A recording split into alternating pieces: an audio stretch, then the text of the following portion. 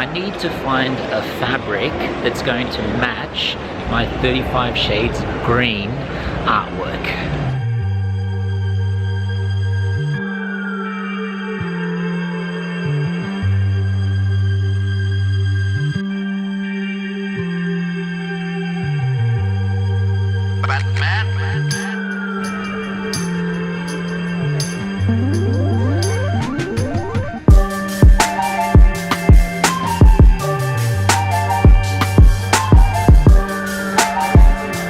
I think I'm going to go with this one. I know that they say blue and green should never be seen, but I think I can make this work.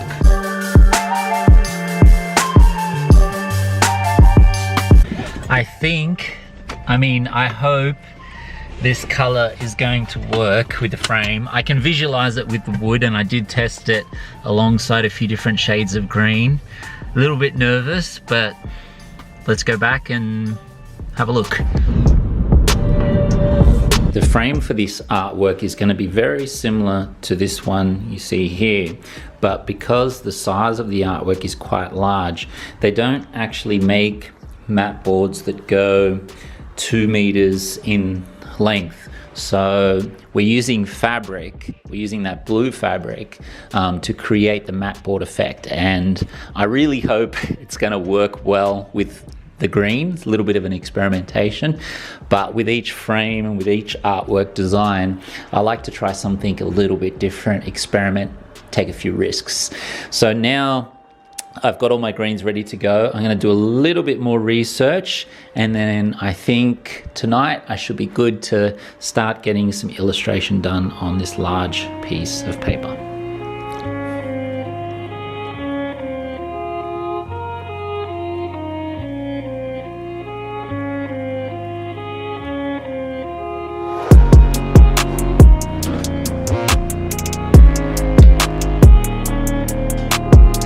So I've compiled a list of green elements that I can include in this illustration, and I'm pretty much ready to go. Now, at the beginning of an illustration, normally I will map out and I'll spend quite a bit of time figuring out the guidelines, the large elements, and really just sort of plotting out the entire drawing.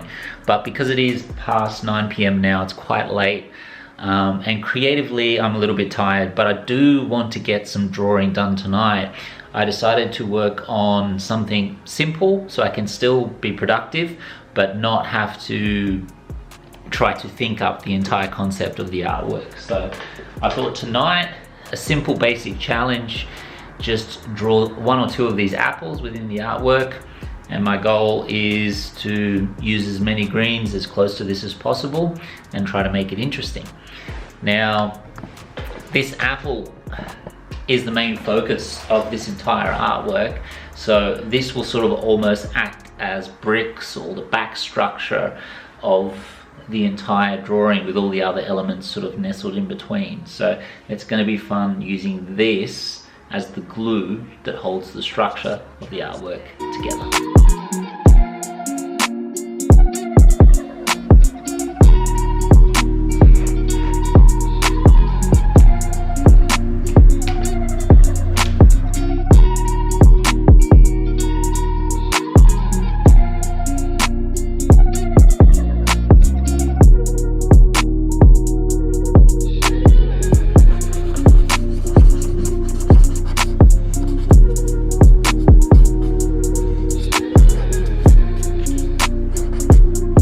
Funny when you look at something as simple as an apple, like a green apple, you can find so many different colors and little details that you just normally wouldn't notice. Like, even looking at it, there's little sort of almost white or lighter green dots that it has just on little sections, almost like freckles.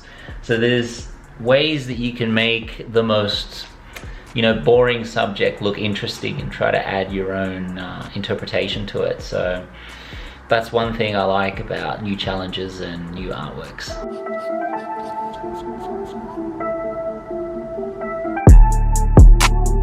So I'm going to tonight continue working on these apples, adding in as many elements of green and shading and detail as I possibly can. They're only a very small part of the artwork, but I've noticed that the more time I spend on each little element, the better it becomes, and the whole piece obviously becomes better as well. I hope you've enjoyed today's video and you've got something out of it. If you have any questions at all, feel free to pop them below and I'll reply to absolutely everybody.